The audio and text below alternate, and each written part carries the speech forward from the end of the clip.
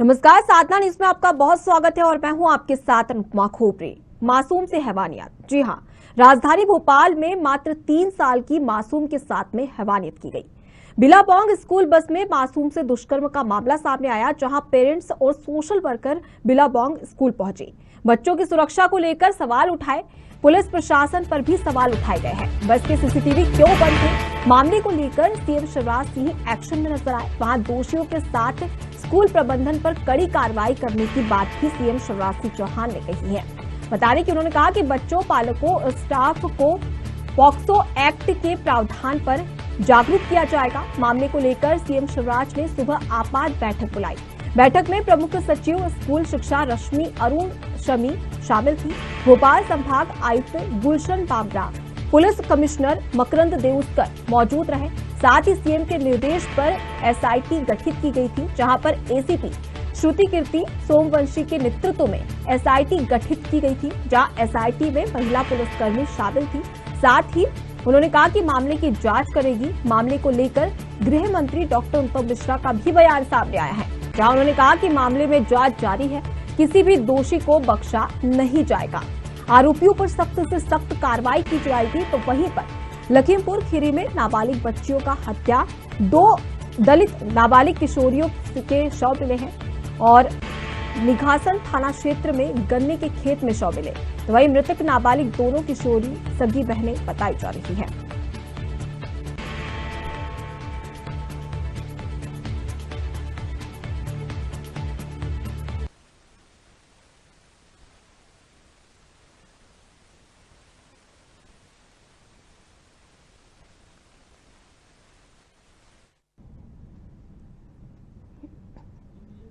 तो इसी खबर पर और भी जानकारी के लिए सीधे रुख करते हैं। हमारे साथ में संवाददाता अमीन बेग जुड़ चुके हैं।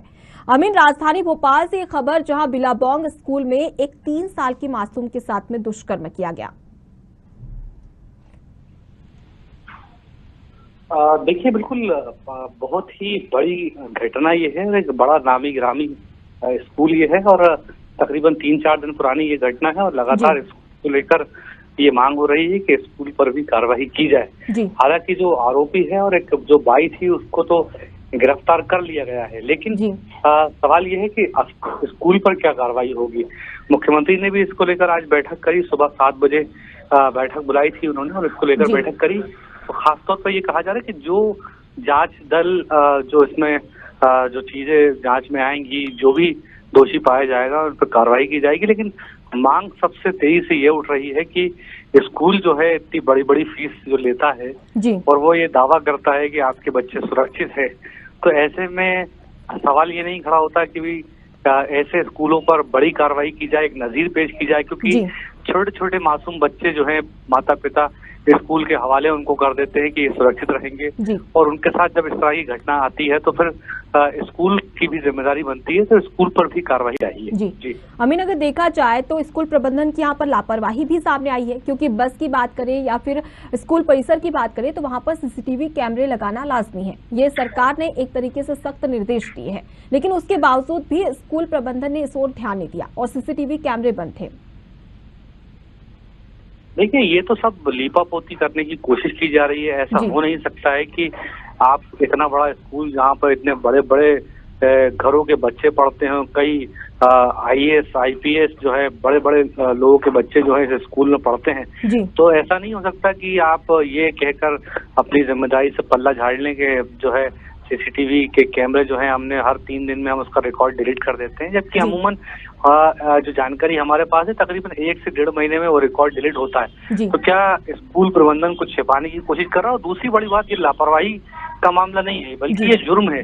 आप अगर किसी बच्चों को, छोटे छोटे बच्चे, अब आप समझिए 3.5 साल की मासूम बच्ची है, उससे कुछ पता भी नहीं है और माता पिता ने स्कूल के हवाले उसे कर दिया है कि वो स्कूल के ही एक बस में जा रही है, स्कूल में पढ़ाई कर रही है, तो क्या स्कूल की ये जिम्मेदारी नहीं बनती कि वो जो ड्राइवर जिसको उन्होंने हायर किया हुआ है उसकी क्या रेपुटेशन है मार्केट में, उसका क्या इंटरव्यू किया, वो किस मानसिकता का है, किस तरीके का है, क्या स्कूल की जिम्मेदारी नहीं बनती? क्या सिर्फ और सिर्फ माता पिता से मोटी मोटी फीसें ले रही है इनकी जिम्मेदारी है? बल्कि ऐसे लोग जो इनके यहाँ काम कर रहे हैं, खासतौर पर जो बाइयां होती हैं, जो स्वीपर होते हैं, जो बस के ड्राइवर होते हैं, देश भर से इन्हीं के लिए खबरें आती हैं कि इन्होंने बच्चे के साथ गलत काम कर दिया। ये एक कोई घटना नहीं है, बल्कि देश भर के अलग अलग इलाकों से कई बार ऐसी खबरें आ चुकी हैं। तो स्कूल जो इतना बड़ा है उसकी जिम्मेदारी बनती थी कि वो कम से कम ये तो तहकीक तस्दीक कर ले कि जिन लोगों को वो ड्राइवर के पद पर रख रहा है वो किस तरह की बैकग्राउंड से आते हैं। जी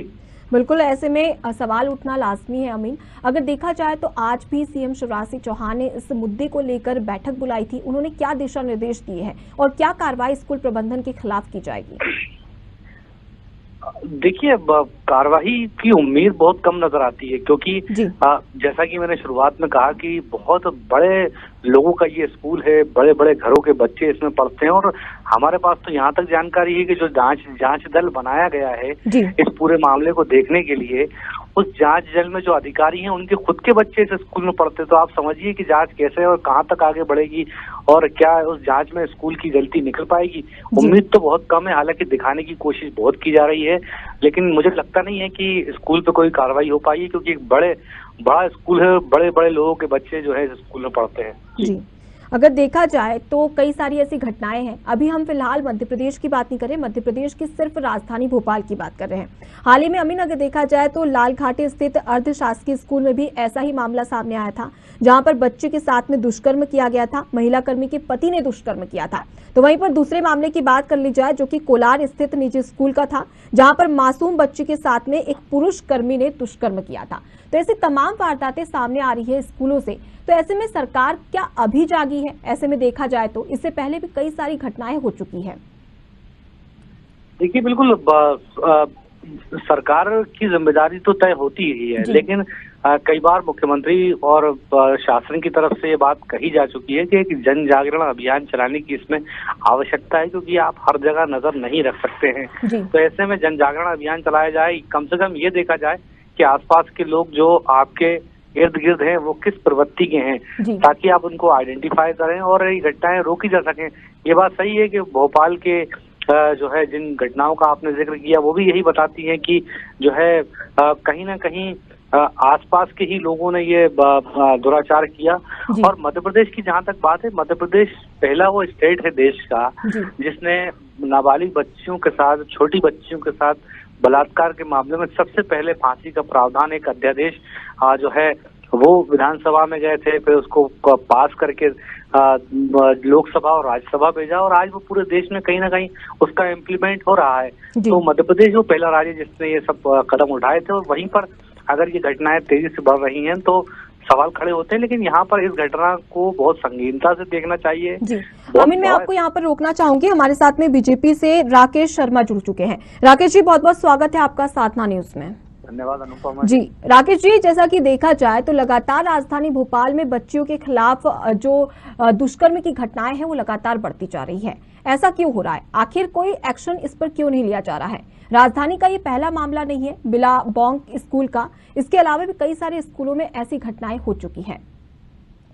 देखिए, ये जो घटना हुई है ये हृदय विदारक घटना है। प्रशासन प्रशासन के सामने जब ये विषय आया, शासन प्रशासन ने तुरंत कदम उठाया, उस बस के ड्राइवर को और उसकी जो आया थी दोनों को गिरफ्तार किया गया। बस के ड्राइवर का जो अवैध मकान था उसको ध्वस्त किया गया। साथ ही वहां पर जो स्कूल प्रशासन है उससे भी लगातार इस बारे में पूछताछ की जा रही है। पहली लंबे समय तक स्कूल के प्रिंसिपल को महिला थाने में बुलाकर उनसे पूछताछ की गई। आज ही सरकार ने एसआईटी का गठन किया है, जिसमें 4 महिला अधिकारियों को रखा गया है जो इस पूरे मामले की जांच कर रहे हैं।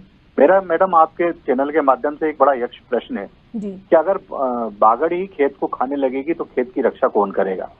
आज आप ये देखिए कि जिस बस में जिस आया की जवाबदारी थी कि वो उस बच्चों को सुरक्षित उनके घर तक पहुंचाए, वही आया अगर ड्राइवर के साथ मिलकर इस तरह का कृत्य कर रही थी तो शासन प्रशासन देखिए कैमरे लगवा सकता है गाड़ी में, लगातार उनकी जांच करवा सकता है। और ये जो घटनाएं लगातार दिखाई दे रही हैं, सामने आ रही हैं। अभी कुछ दिन पहले एक घटना सामने आई थी हमारे, वो भी बड़ी विभत्स घटना थी कि जिसमें नाना और मामा मिलकर बारी बारी से बच्ची के साथ दुष्कर्म कर रहे थे सुबह शाम जी। उससे पहले एक घटना सामने आई थी कि पड़ोसी के यहाँ बच्ची को छोड़कर माँ बाप बाजार चले गए, लौट के आए तो मालूम चला कि बच्ची के साथ उस पड़ोसी ने अपनी पत्नी के सामने गलत घटना कर दी। तो कहीं ना कहीं समाज को भी इस विषय पे विचार करना चाहिए। शासन प्रशासन का काम है कि अपराधी को तुरंत गिरफ्तार करना और उसको कठोर सजा दिलाना। मध्य प्रदेश में इसके लिए आपने देखा बच्चों से मामले जो निकल के आ रहे थे उसमें फांसी की सजा का सबसे पहला कानून मध्य प्रदेश में लागू हुआ। मध्य प्रदेश में फास्ट ट्रैक कोर्ट का सबसे पहले गठन किया गया शिवराज सिंह चौहान जी द्वारा कि ऐसे मामले आए तो फास्ट ट्रैक कोर्ट में चल के अपराधियों को जल्दी से जल्दी सजा हो। और कई मामले ऐसे हैं कि जिसमें 10 से 15 दिन के अंदर अपराधियों को फांसी की सजा हुई है। सरकार हर वो कदम उठा रही है कि जिससे मध्य प्रदेश की बच्चियां सुरक्षित रहें, पर समाज को भी अब इस बारे में विचार करना पड़ेगा कि 90% से ज्यादा मामलों में करीबी रिश्तेदार या परिवार का कोई सदस्य निकल के आ रहा है। तो आप मुझे बताइए कि जिनकी जवाबदारी है कि बच्ची घर में सुरक्षित रहे, अगर घर में ही ऐसी घटनाएं हो रही हैं, अड़ोस पड़ोस के लोग अगर ऐसी तरह की घटनाएं कर रहे हैं तो उसमें शासन प्रशासन लगातार जागरूकता अभियान चला रहा है। आप देखिए स्कूलों में लगातार पुलिस प्रशासन के अधिकारी जाते हैं, बाकायदा वहां पे पुलिस ने बॉक्स लगा रखे हैं कि आपके साथ कोई अगर घटना कर रहा है तो आप गुप्त सूचना इसमें डाल दीजिए, पुलिस तुरंत एक्शन लेगी। मुझे लगता है कि शासन प्रशासन अपना काम कर रहा है, पर समाज को भी इसमें जागरूकता समाज में भी आना चाहिए और समाज को भी इसमें कदम उठाना चाहिए। राकेश जी, जैसा कि आपने जिक्र किया कि सरकार के द्वारा लगातार ऐसे नियम और कानून भी बनाए गए हैं और उसी के चलते आपने फांसी की भी बात की थी कि नाबालिग के साथ में अगर कोई दुष्कर्म करेगा तो उसे फांसी की सजा सुनाई जाएगी। मध्य प्रदेश में सबसे पहला राज्य ऐसा था जिसने ये फैसला किया था। लेकिन हम 2022 के आंकड़ों की बात करें तो मात्र फांसी सिर्फ 2 लोगों को हुई है। लेकिन दुष्कर्म के मामले की FIR की बात कर ली जाए तो 2022 में 4789 जो केसेस थे वो दुष्कर्म के थे, लेकिन फांसी मात्र 2 को हुई है। तो ऐसे में क्या समझा जाए कि नियम कानून तो बनाए जा रहे हैं महिला और बालिका की सुरक्षा के लिए, लेकिन उस पर अमल नहीं किया जा रहा। नहीं, देखिए मेरा ये कहना है कि आपने ये जो 2400 अपराध पंजीकृत करने की बात बताई, इसमें एक भी ऐसा अपराध नहीं होगा जिसमें अपराधी गिरफ्तार नहीं हुआ हो और वो जेल नहीं गया हो या शासन प्रशासन ने उसके खिलाफ सख्त एक्शन नहीं उठाया हो। मुझे लगता है अगर घटना हो रही है तो सरकार भी तुरंत अपराधी को गिरफ्तार कर रही है। आप ये बताइए कि कांग्रेस के नेता जिस तरह से आज लगातार आरोप लगा रहे हैं, कांग्रेस के नेता इस बात का जवाब दें कि मुरली मोरवाल जो कांग्रेस के विधायक हैं और जो कांग्रेस युवक कांग्रेस का जिले का पदाधिकारी था, उनका बेटा, वो एक बच्ची के साथ लगातार 2 साल तक एक घटना को अंजाम देता है। फिर उसके बाद जब उसके खिलाफ 17 महीने पहले बलात्कार का मामला दर्ज होता है, कांग्रेस 17 महीने के बाद उसको पार्टी से निकालती है। ये महिला सुरक्षा है क्या कांग्रेस की? कांग्रेस की राजस्थान के सरकार का संसदीय कार्य मंत्री कहता है कि राजस्थान में सबसे ज्यादा बलात्कार हिंदुस्तान में इसलिए होते हैं क्योंकि वहां मर्द रहते हैं। तो इस तरह की सोच और मानसिकता की कांग्रेस के नेता आज आरोप लगाते हैं। ये नहीं देखते कि अगर कुछ घटना हो रही है तो उस पर तुरंत कार्रवाई हो रही है और अपराधियों के खिलाफ सख्त कार्रवाई। जी बिल्कुल राकेश जी, चलिए आपने जिस बात का जिक्र किया उसका सवाल भी पूछ लेते हैं हम कांग्रेस से। कांग्रेस की ओर से जेपी धनोपिया हमारे साथ में जुड़ गए हैं। जेपी धनोपिया जी, आपका बहुत बहुत स्वागत है साधना न्यूज में। जैसा कि देखा जाए कि राकेश शर्मा जी ने आरोप लगाया है कांग्रेस के ऊपर कि कांग्रेस महिला सुरक्षा और बालिका सुरक्षा को लेकर संवेदनशील नहीं है। जहां पर उनके ही जो कार्यकर्ता या मंत्रियों के द्वारा ऐसी कोई जघन्य अपराध किए जाते हैं तो कांग्रेस सवाल नहीं उठाती है। क्या कहेंगे आप इस पर? अनुपमा जी, भारतीय जनता पार्टी के लोगों को RSS द्वारा ट्रेनिंग दी जाती है, शानदार दी जाती है। झूठ बोलो, बार बार बोलो, लगातार बोलो, जोर से बोलो और विषय को बदल दो। खेत की बात करते खलिहान पहुंच जाओ। अरे बिलावांग स्कूल की बच्ची के साथ जो घटना हुआ है उसके मामले में क्या कार्रवाई हो रही है, स्कूल में क्या कार्रवाई हो रही है, उस पर बात करें। साहस है स्कूल में बुलडर चलाने की साहस है क्या? आदरणीय शिवराज सिंह चौहान में तो 3-3.5 साल की बच्ची के साथ जो हुआ है उसके बारे में चर्चा नहीं कर रहे कि राजस्थान की बात कर रहे हैं तो मंदसौर की बात कर रहे हैं तो हिंदुस्तान के बाहर की बात कर रहे हैं तो इंग्लैंड की बात कर रहे हैं। इनको शर्म आना चाहिए जो मध्य प्रदेश यहाँ रहते हैं, वहां की बात करें ना। क्या हालत है कानून व्यवस्था की? रज्जियां उड़ी पड़ी हुई है कानून व्यवस्था के नाम पर। आप देखिए बलात्कार, चोरी, डकैती, सारी कौन सी घटना है जो मध्य प्रदेश नंबर 1 पर नहीं चल रही होगी? ये तो शर्म की बात है भारतीय जनता पार्टी के लिए। उससे बात करना चाहिए बजाय दूसरे की बात करने की। जी राकेश जी, जैसा कि इन्होंने कहा है और सबसे पहला मेरा यही सवाल है कि आखिर मध्य प्रदेश में महिला इतनी असुरक्षित क्यों है? क्योंकि एक रिपोर्ट के अनुसार ये है कि पूरे देश में मध्य प्रदेश दुष्कर्म के मामले में दूसरे स्थान पर है। आखिर मध्य प्रदेश में किस तरीके का विकास देखने को मिल रहा है जहां पर महिला और बच्चियां सुरक्षित महसूस नहीं कर रही हैं? राकेश जी, आप तक मेरी आवाज पहुंच रही है? जी, आपकी आवाज मुझे आ रही है। मैंने अभी इस बात को कहा, मेरे काबिल मित्र बड़े वकील हैं, मध्य प्रदेश के बड़े नेता हैं कांग्रेस पार्टी के। आप मुझे ये बताइए कि अगर कांग्रेस पार्टी एक बलात्कारी को अपनी पार्टी में से निकालने के लिए 17 माह लगाती है, जिसपे बलात्कार का आरोप प्रूफ हो गया, जो जेल में सजा भोग रहा है, उसको 17 महीने बाद कांग्रेस पार्टी से निकालती है और कांग्रेस कहती है हम इधर उधर की बात कर रहे हैं। अरे आप अपनी गराबा में झांक के देखिए ना। और राजस्थान में अगर कांग्रेस की सरकार है और वहां का मंत्री अगर इस बात को कहे कि राजस्थान में, हिंदुस्तान में सबसे ज्यादा बलात्कार इसलिए होते हैं कि वहां मर्द रहते हैं, तो ये जो इस तरह की मानसिकता कांग्रेस के नेताओं की, और ये प्रश्न कर रहे हैं क्या आज आप देख रहे हैं कि तुरंत मुख्यमंत्री जी ने एक्शन लिया, अपराधी गिरफ्तार हुए, उनका अवैध मकान तोड़ा गया, उसके बाद SIT का गठन किया गया जिसमें 4 महिला पुलिस के अधिकारी रहेंगी जो इस मामले की जांच करेंगी। स्कूल प्रशासन को लगातार थाने में बुलाकर उनसे पूछताछ की जा रही है, गहन पूछताछ की जा रही है। मुझे लगता है कि कांग्रेस पार्टी की भी 15 माह की सरकार मध्य प्रदेश में थी।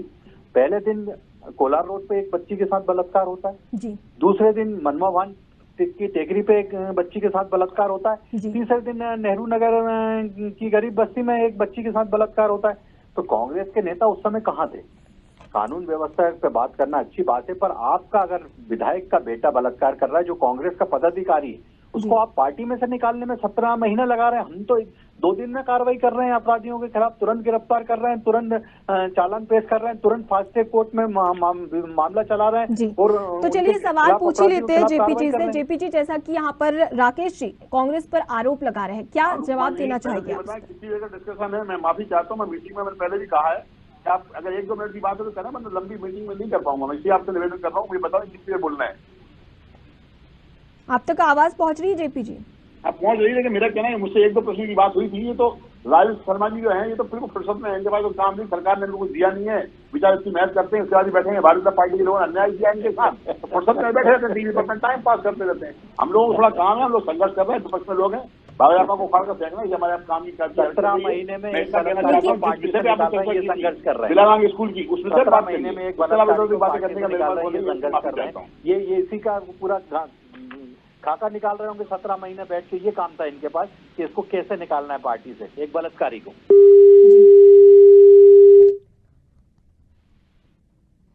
तो लगता है कि उनसे हमारा संपर्क नहीं हो पाया है। और राकेश जी, अगर देखा जाए तो यहाँ पर कांग्रेस बचती हुई भी नजर आ रही है, जहां पर उन्होंने साफ तौर पर कहा, आप क्या कहेंगे?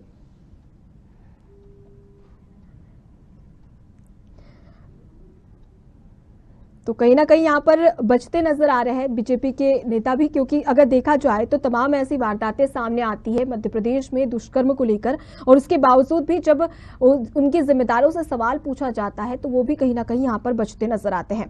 बहरहाल सीएम शिवराज सिंह चौहान ने कार्रवाई करने की बात तो कही है, लेकिन अब इस घटना के बाद में, इस हृदय विदारक घटना के बाद में सरकार क्या एक्शन लेती है? क्या कोई बड़ा नियम बनाया जाएगा जिसकी वजह से इस तरीके की जो दुष्कर्म की जो घटनाएं लगातार राजधानी भोपाल में हो रही है उस पर एक रोक लगाई जा सके, उस पर रोक लग सके? इसके लिए कोई सख्त कदम उठाए जाएंगे सरकार के द्वारा? ये एक बड़ी सोचने वाली बात है, क्योंकि अमूमन देखा जाता है कि लगातार ऐसी घटनाएं होते रहती है, लेकिन उसके बावजूद भी थोड़ा बहुत एक्शन ले लिया जाता है और इस घटनाओं को दबा दिया जाता है।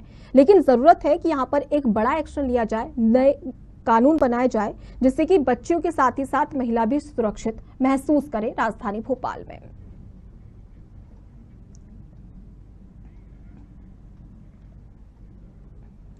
तो चलिए अब अगली बड़ी खबर भी आपको बता देते हैं, जो कि लखीमपुर खीरी से है, जहां पर लखीमपुर खीरी में नाबालिग बच्चियों का हत्या की गई। आपको बता दें कि 2 दलित नाबालिग किशोरियों के शव मिले हैं, जहां निखासन थाना क्षेत्र में गन्ने के खेत में शव मिले हैं।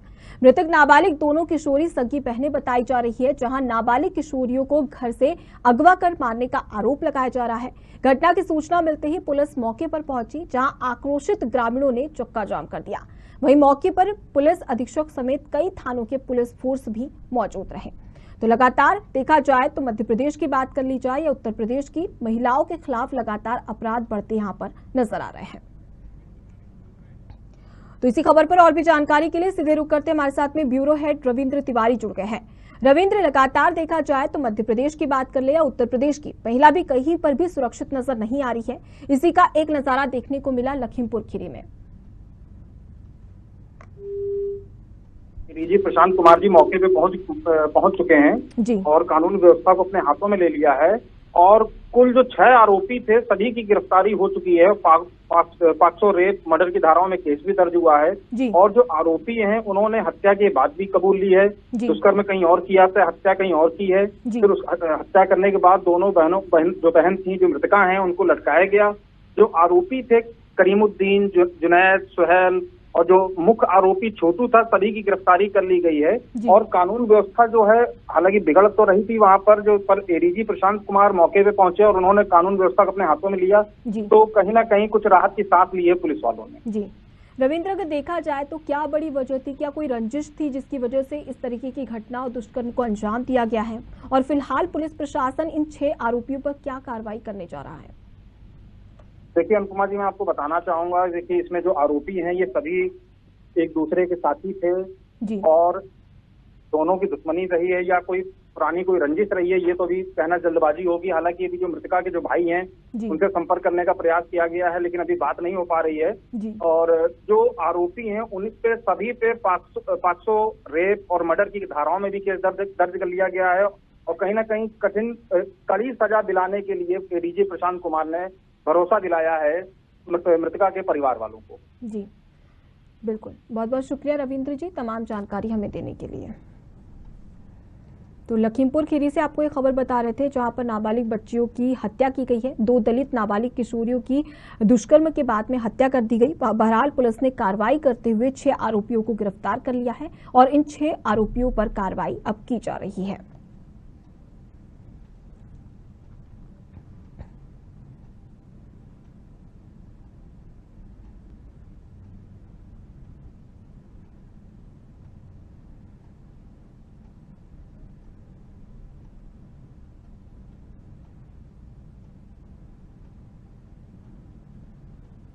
तो फिलहाल के लिए इतना ही। खबरों का सिलसिला लगातार जारी है, देखते रहिए साधना न्यूज। नमस्कार।